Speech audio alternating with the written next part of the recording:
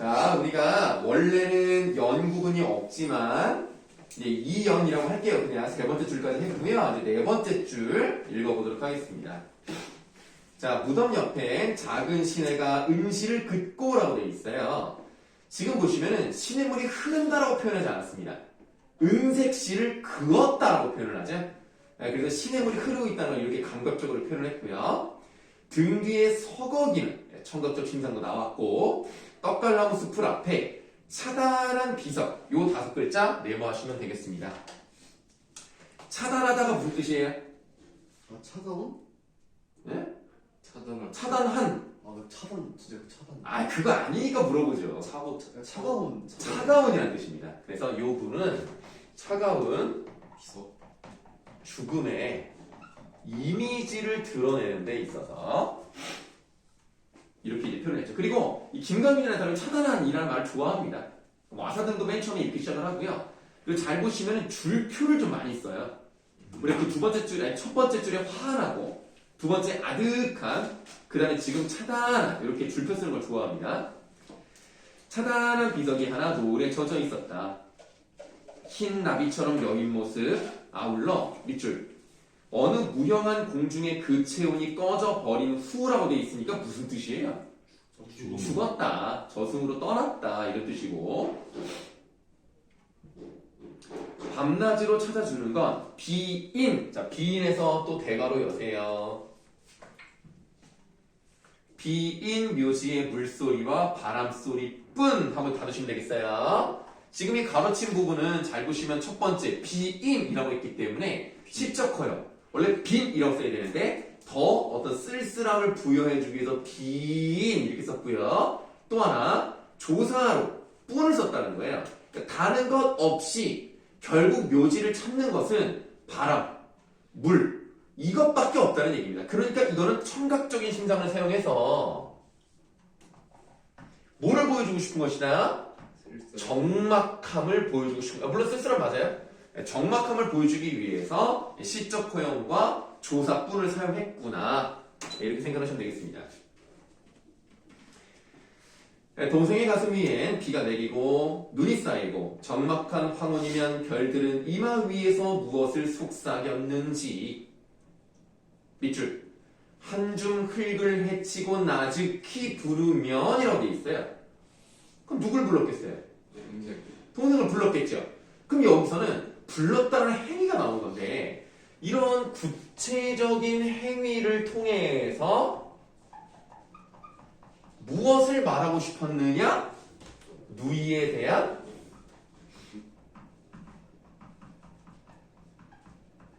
그리움에 대한 이야기를 하고 있는 거죠. 그러니까 아까도 계속 무슨 말씀을 드렸냐면 그러니까 동생이 그립다는 말을 하지 않아요. 행동을 통해서, 그러니까 객관적인 모습을 통해서 주관적인 감정을 자꾸 일으키려고 하죠. 그런 대마왕이라고 보시면 되겠습니다. 김경민이 그런 시를 잘 쓰고요. 그게 부르면 한박꽃처럼 눈 뜰 것만 같대요. 누가? 누이가. 그럼 한박꽃도 누이랑 관련되어 있는 소재죠? 한박꽃 동그라미 하세요. 한박꽃처럼 눈 뜰 것만 같아. 그 다음이 가장 좋은 표현. 밑줄. 서러운 생각이 옷소매에 스며다. 무슨 뜻입니까? 동생과 한 몸이 됐다. 에? 갑자기? 눈물을 흘렸다? 눈물을 흘려서 어떻게 했어? 그 옷에 떨어졌을 때 옷소매로 닦은 거죠.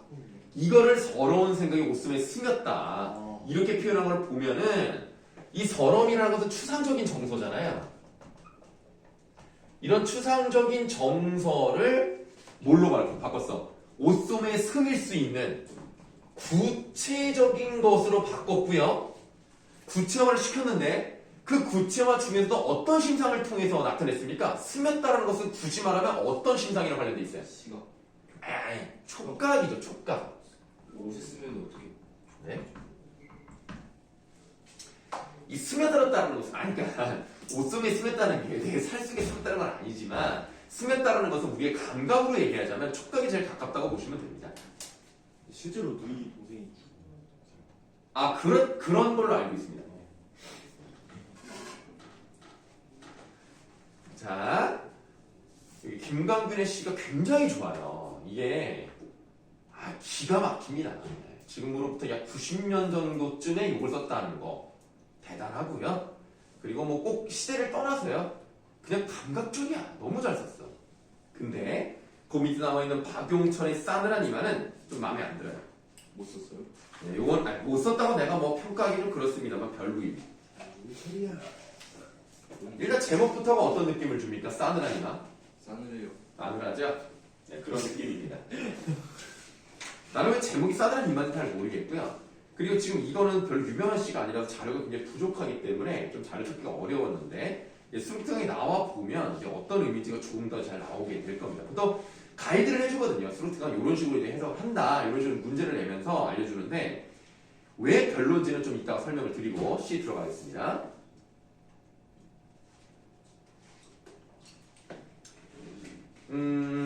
이 글도요 일제강점기 때 쓰였기 때문에 큰 어둠에 일단 세모하세요.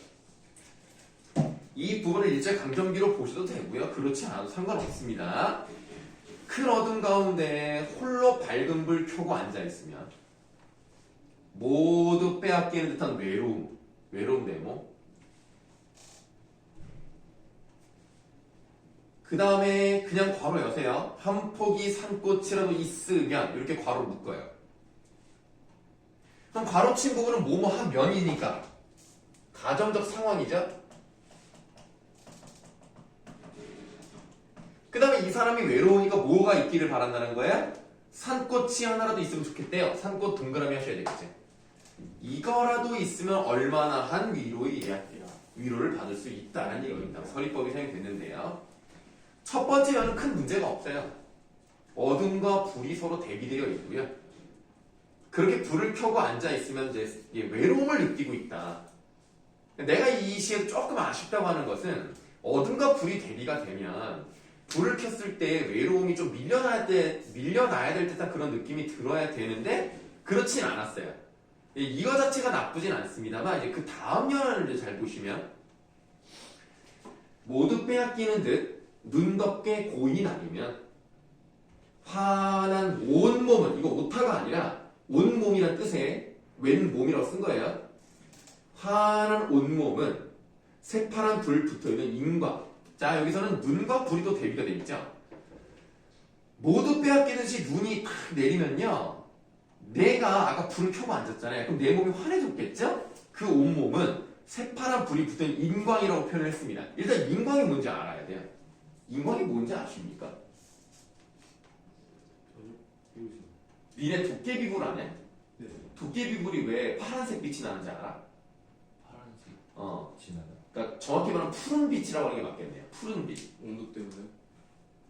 그 도깨비불이 뭐가 그렇게 불이 붙는지 알아? 파란 물이 뜨거운 거 아닌가? 아니 그걸 얘기하는 게 아니라 그 도깨비불이라고 보통 공동묘지 같은 데 가면은 이게 진짜 약간 푸르스름한 그런 불빛이 진짜 있는 거예요? 네? 뭐라고요? 실제로 있는 거예요? 도깨비불이요? 진짜 있는 거예요. 진짜 물리적 현상으로 있는 거라고. 그래요? 그게 무슨 신화 속, 뭐 설화 속에 나오는 게 아니라 실제로 가능합니다. 근데 지금은 공동묘지가 별로 없잖아요. 근데 옛날에는 사람을 묻으면 사람이 이제 부패되면서 이제 다 흙으로 돌아가잖아. 그런 과정에서 이제 인이라는 게 나온단 말이에요. 인이라는 원소가 나오면 그게 공기 중에 반응을 하면 그게 그런 불빛이 나오는 거예요. 공동묘지에 그런 좀. 공동묘지에 그런 게 나타나는 거죠. 왜냐면 사람이 죽어야 이제 그런 성분이 밖으로 나오니까. 근데 꼭 그렇지 않더라도 뭐 내가 이제 잘 모르지만 인이 원래 많이 있는 흙이 있다면 그런 데서도 가능은 합니다.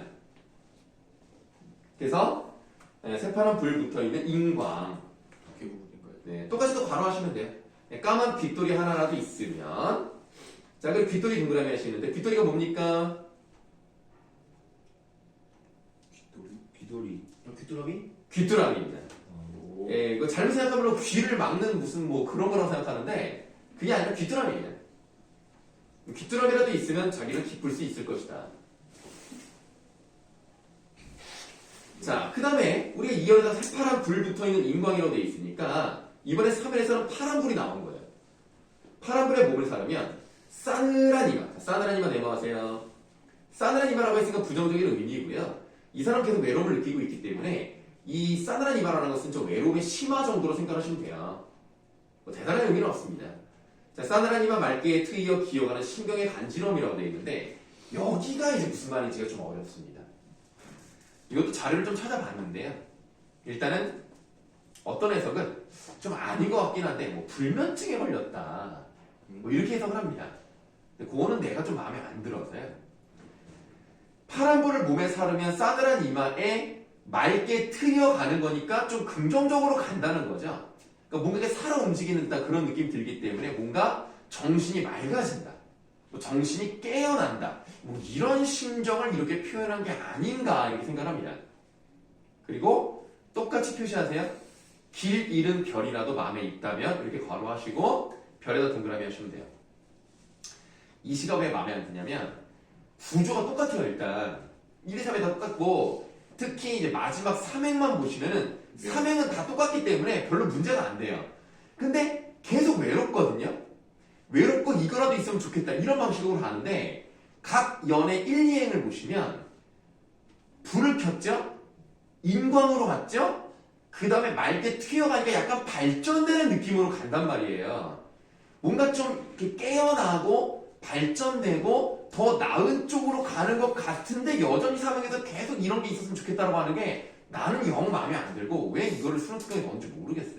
답답하다. 이 시는 수능 특강을 좀 봐야 알 것 같고요.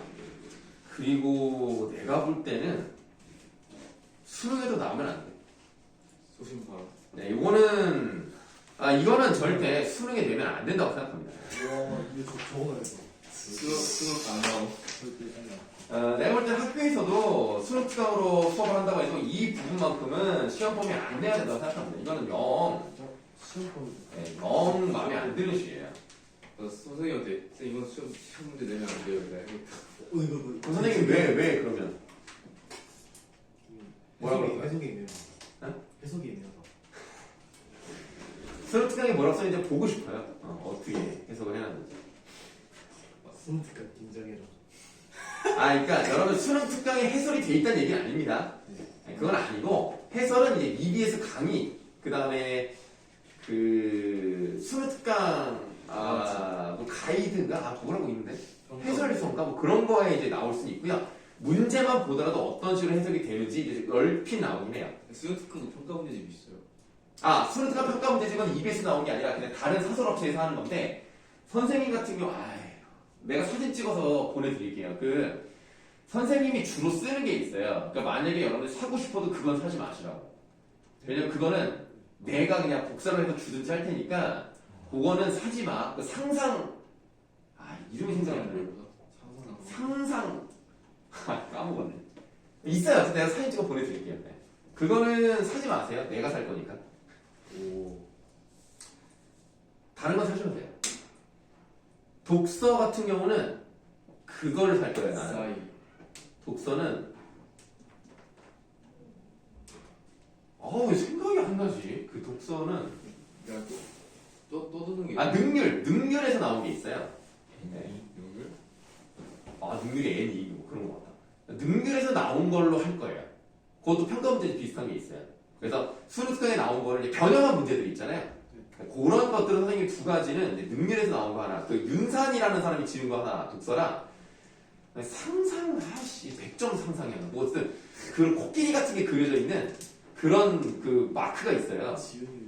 그거는 이제 내가 살 거라고. 자, 이번에는 월훈이라는 부분입니다. 자, 현대시는 일단 월훈까지만 할 거예요.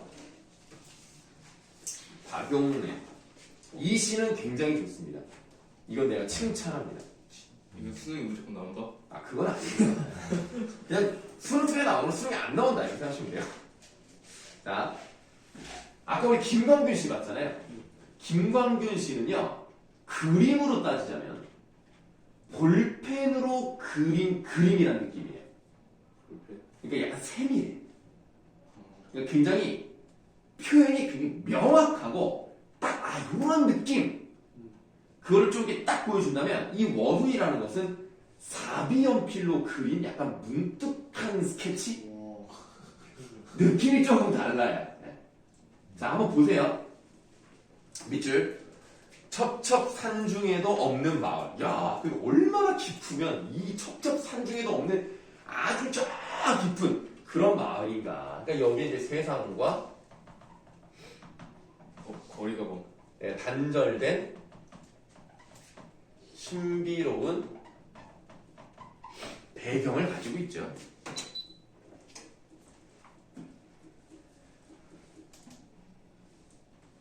첩첩산 중에도 없는 마을이 여긴 있습니다. 입진 사이길 저 모래뚝.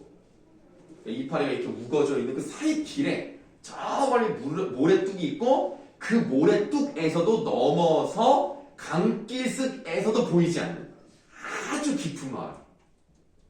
허방다리를 드러내면 보이는 마을. 허방다리가 뭔지 알아요? 그 옛날 여러분 그 영화 같은 거 보면 땅 파놓고 나무까지 이렇게 격자로 해놓은 다음에 그 이파리 덮어놓은 거 있죠. 함정 같은 거. 그걸 허방다리라고 하는데 허방다리를 드러내면 보인다는 것이 그 허방다리 속에 들어있다는 얘기는 아니에요. 거기를 이제 지나가면 그러면 이제 깊은 저기 어딘가에 있는 그런 마을이라는 얘기입니다.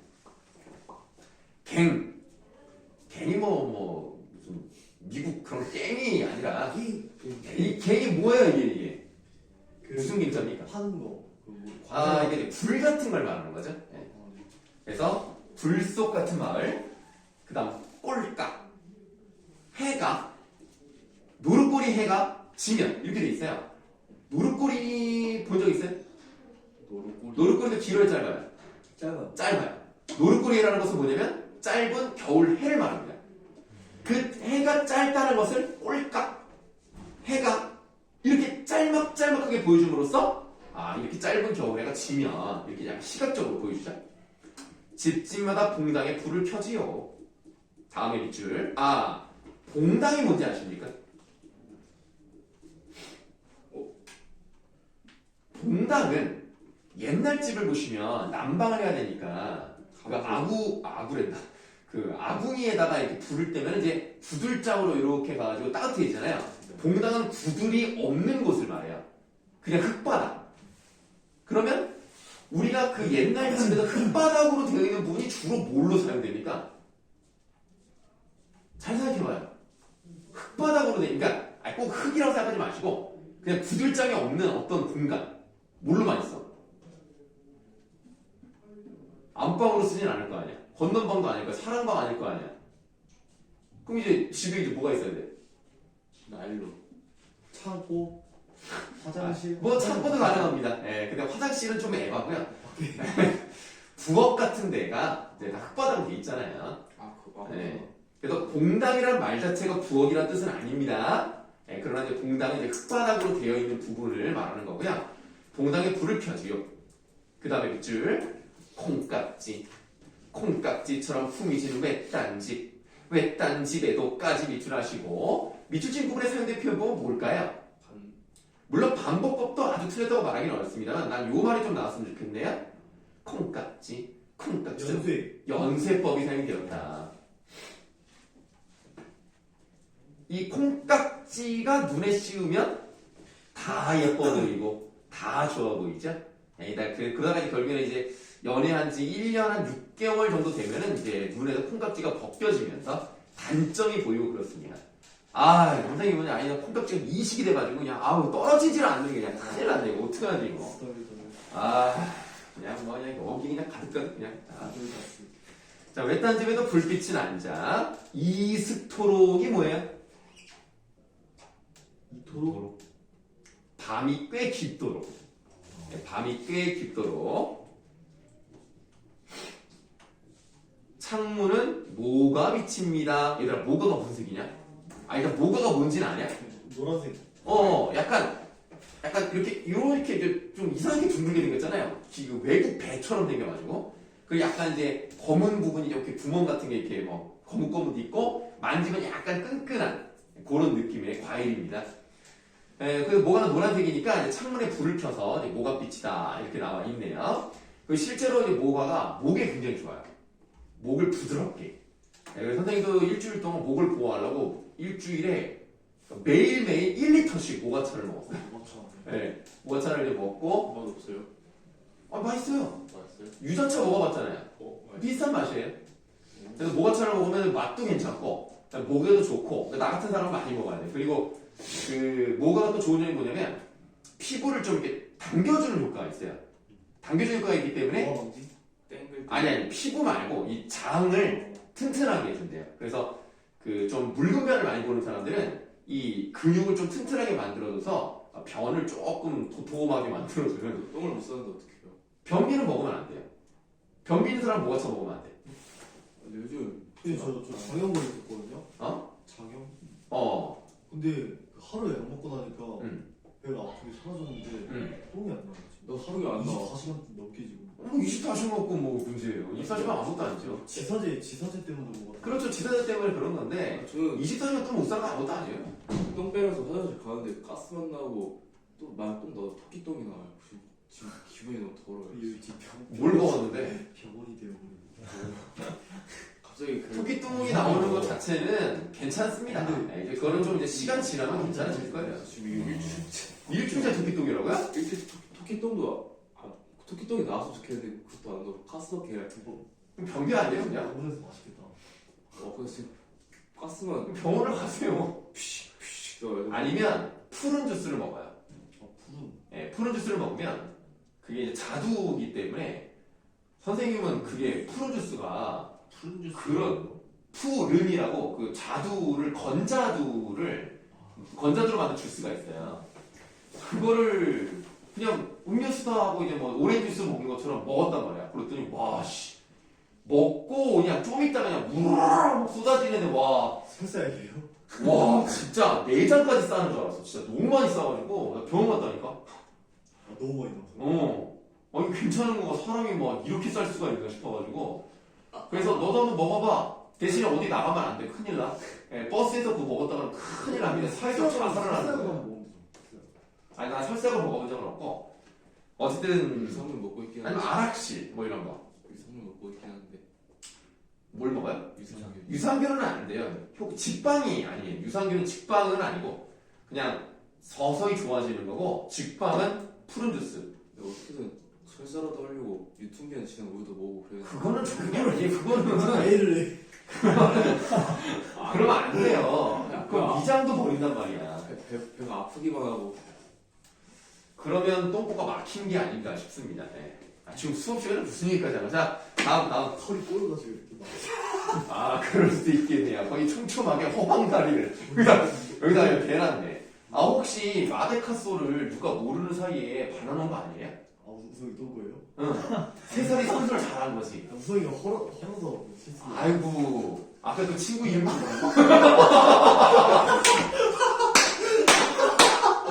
조심해라. 그 입안에 있다는 그 내가 친구 이름 생각이 안 나는데, 또 잠들 때 조심해야 돼. 비는 쏟지 말고. 자, 그 친구는 수비 가겠습니다. 긴 밤입니다. 자, 긴 밤 예고하시고요. 실전표에 없었죠. 그래서 긴 밤이니까 그만큼 외로움, 고독함, 그런 시간을 의미합니다. 지금까지는 한 번도 인물이 나오지 않았는데요. 이제부터 인물이 나와요. 딴지도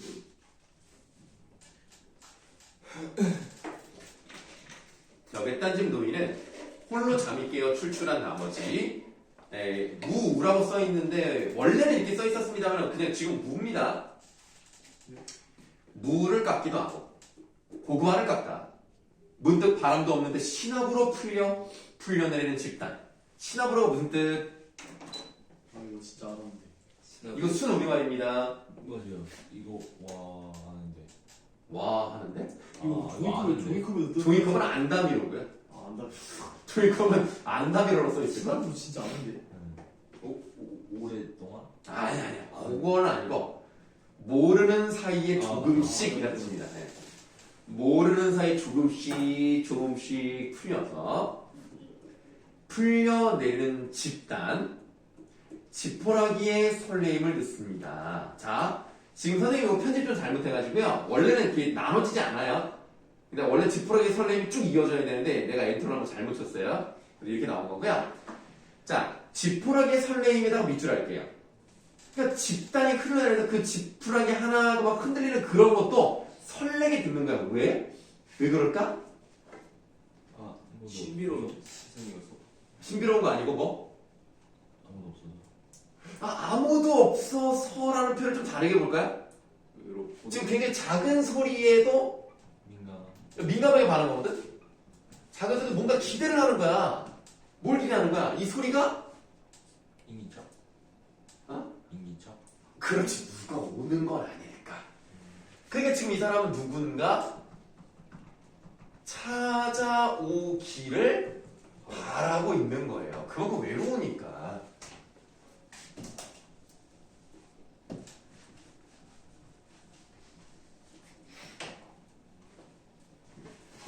너희들도 그 시조 같은 거 보면은 지는 잎 부른 바람에 행여 그인가 하노라라는 시조 들어본 적 없습니까? 그 자다 깨가지고. 네. 그래서 그 이파리가 떨어지는 소리, 바람 부는 소리에 막 낙엽이 슥슥 흘러가니까 누가 걸어오는 건 아닐까 라고 생각하는 그런 시조가 있어요. 그런 비슷한 거 느낌이라고 보시면 되겠고, 귀를 모으고 듣지요. 후루룩 후루룩 처맞기새 나래 묻는 이름 모를새. 나래가 뭐예요? 네? 날개입니다. 날개. 날개미요? 네, 날개. 아, 날개 묻는 이름 모를새. 그러니까 이제 그 개그우먼 박날개. 네. 박나래가 박날개라는 뜻이죠. 자, 나래 묻는 이름 모를새. 그 다음 또 밑줄 해봐. 새들의 온기를 생각합니다. 그럼 새들의 온기를 생각하는 건 이유는 뭘까요? 이 사람이 원하는 건 뭘까요? 사람이 와라.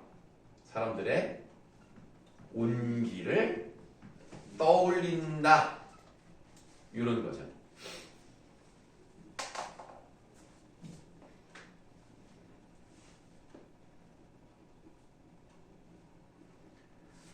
숨을 죽이고 생각하지요.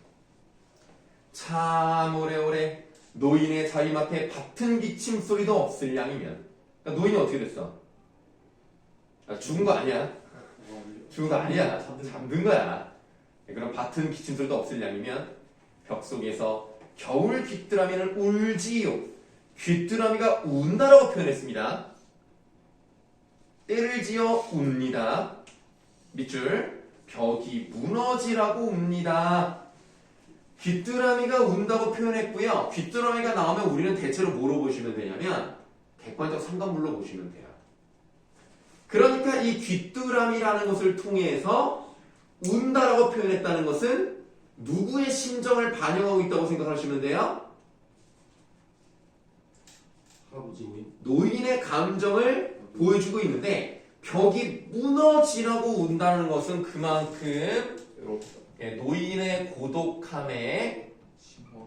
깊이, 깊이를 간접 제시하고 있다.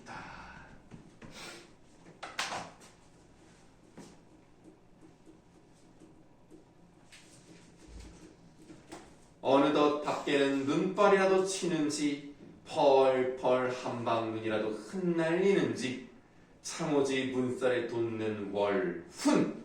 이게 명사로 끝났기 때문에 여운을 남기고, 자, 월훈이 뭘까요? 달, 훈.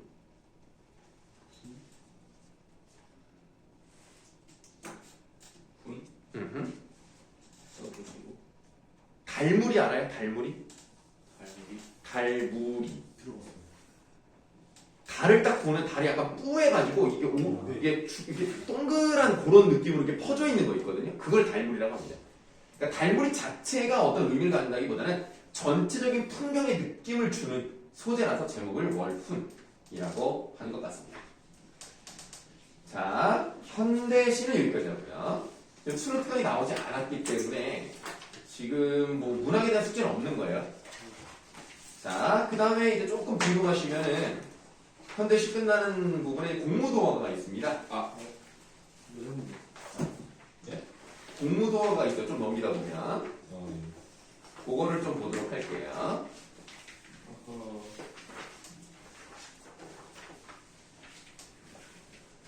일단은 여러분들 예전에 다 한 번쯤 배웠어요, 그쵸? 배운 적 있지 않나요? 네, 했어요. 네. 그러면은 이 공무도화가 이런 노래를 뭐라고 할까요? 시. 아이 무슨야 고려 가요. 무슨 고려가요야? 서사가요. 아니 배우기만 했지 또 다 까먹었지. 지금 보시면 왼쪽에 한자로 쓰여 있고 오른쪽에 현대어 풀이가 되어 있잖아요. 그러니까 한글이 있기 전에 있었던 노래예요. 그래서 한자로 기록되고 그 다음에 이걸 이제 현대로 우리가 보는 거죠. 그러니까 원래는 우리말 노래였는데 우리말을 기록할 수가 없으니까 한자로 기록한 것을 다시 우리가 번역해서 현대어로 바꾸는 거죠. 네. 이런 걸 고대가요라고 합니다. 니네 정읍사 배운 적 있지? 네. 정읍사랑 그다음에 부지가 안 배웠나? 그런 거 거부가 머리를 내놓아라. 안 배워? 모르겠어요. 알았어. 그 다음에 황조가 배웠나요? 네. 네, 펄펄 나는 꾀꼬리는 암수 쌍쌍 즐거운데. 네. 왜 쟤만 대답하지? 어떤 거요? 황조가라고 그 아였나? 황금 익숙하네. 알겠어. 황이 익숙한데요. 황. 네, 알겠습니다. 자, 그 다음에 공무도가 이렇게 네 개가 고조선부터 삼국시대까지의 노래예요. 엄밀히 말하면 삼국시대라기보다는 사국시대죠. 왜냐면 고구려, 백제, 신라 하나가 더 뭐가 있으니까. 가야가 있으니까. 사국이라고 하는 것도 뭐 내가 맞다고 생각하지만 어쨌든 우리가 일반적으로 고조선부터 삼국시대까지의 노래를 고대가요라고 합니다. 그 중에서 이제 공무도화가는 개인적 서정시라고 할 수 있는 개인의 감정을 노래한 시다라고 생각하시면 되겠어요. 배경설화를 한번 볼게요. 고조선의 진졸 광리자고가 새벽에 일어나 배를 저어가는데 진졸이라고 했기 때문에 그 나루터에서 배를 노를 젓는 사람 정도로 생각하시면 돼요. 머리가 하얗게 센 미친 사람 이걸 이제 백수광도라고 하는 겁니다. 머리를 풀어헤치고 술병을 들고 물속으로 들어갔다. 뒤따르는 그의 아내가 말려도 미치지 못하여 결국 그 늙은이를 물에 빠져 죽었다. 이에 그의 아내를 가지고 있던 공후 악기 이름이에요. 노래를 불렀는데 이 노래가 매우 슬펐다. 노래를 마치고 나서 그 아내도 물에 몸을 던져 죽었다. 자구가 집에 돌아와서 그의 아내 여옥에게 말하였더니 여옥은 그 말을 듣고 슬퍼하며 공후를 가지고 그 소리를 본마다 타니 듣는 사람마다 눈물을 흘리며 슬퍼하였다. 그 소리를 이웃에 사는 여용에게 가르쳐주고 널리 퍼지게 했으니 이를 공무인이라고 불렀습니다. 자, 만약 광리자고가 이 노래를 듣지 못했다면 또는 들었더라도 그 아내가 다시 연주를 하지 못했다라면 우리는 이 글을 배우지 않았을 겁니다. 예, 그런데 근데 왜 전달했냐고요? 네. 그래서 여용에게 알려주고 이게 멀리 퍼졌기 때문에 우리까지 왔다. 이렇게 이게 생각하시면 돼요. 고조선 노래예요? 네, 고조선 때 노래입니다. 그러니까 우리나라 역사상 가장 오래된 노래. 고조선 때 글이 있었어요? 아, 이거 아까 얘기했잖아. 한자. 고조선에 한글이 없죠. 그러니까 한자를 빌리는데 사실 이 공무도화가가 고조선 때 그 쓰인 건 아니에요. 그건 아니고 나중에 전에 지다가 나중에 이제 기록이 된 건데 우리 고조선 때면은 그걸로 생각하시면 돼요. 그 중국의 삼국지 있죠? 그때쯤이라고 생각하시면 됩니다. 그때 그거랑 겹쳐 있죠. 한자가 있었어요. 한자는 당연히 있었죠. 아니 당연히 중국의 한나라가 망하면서 삼국시대가 열린 거니까 한자는 한나라에서 나온 거라고 본다면 당연히 있었지 한자는. 뭐 어쨌든 간에. 자, 그러면 이 글의 제목은 왜 공무도화가일까요?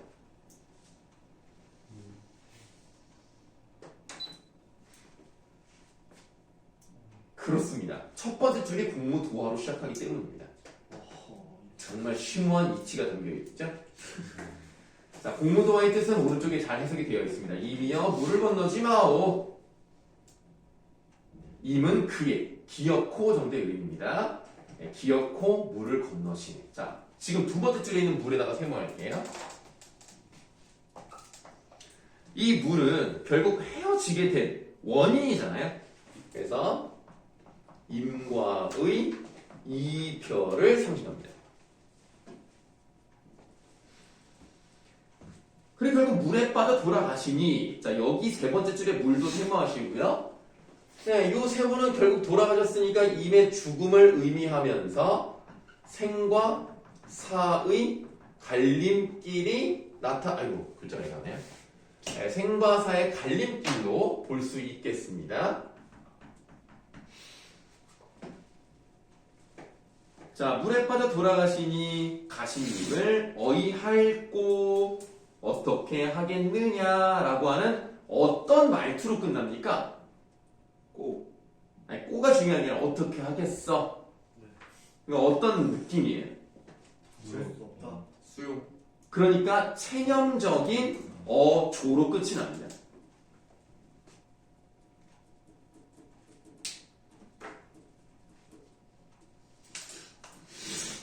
이 고대가요를 우리가 4개 중에 하나밖에 배우지 않는 거지만 원래 우리가 이제 문학이라고 하는 것은 집단적인 제의, 다시 말하면 제사를 지내거나 행사를 하거나 이럴 때 단체가 집단적으로 불렀을 텐데 거기서 이제 집단적인 성격에서 벗어나서 개인적인 성격으로 넘어가는 그런 노래다라고 생각하시면 되겠고요. 그 다음에 여기서 지금 남편이 술병을 들고 들어가서 죽었잖아요. 그래서 어떻게 보는 경우도 있냐면 술의 신 뭐 이렇게도 보기도 하고요. 무당이라고 보기도 합니다. 그래서 이제 접신 같은 걸 하는 거죠. 그래서 이러다가 물에 빠져 죽었다 뭐 이런 얘기인데 이게 이제 개인이 죽었다는 의미로 보지 않고요.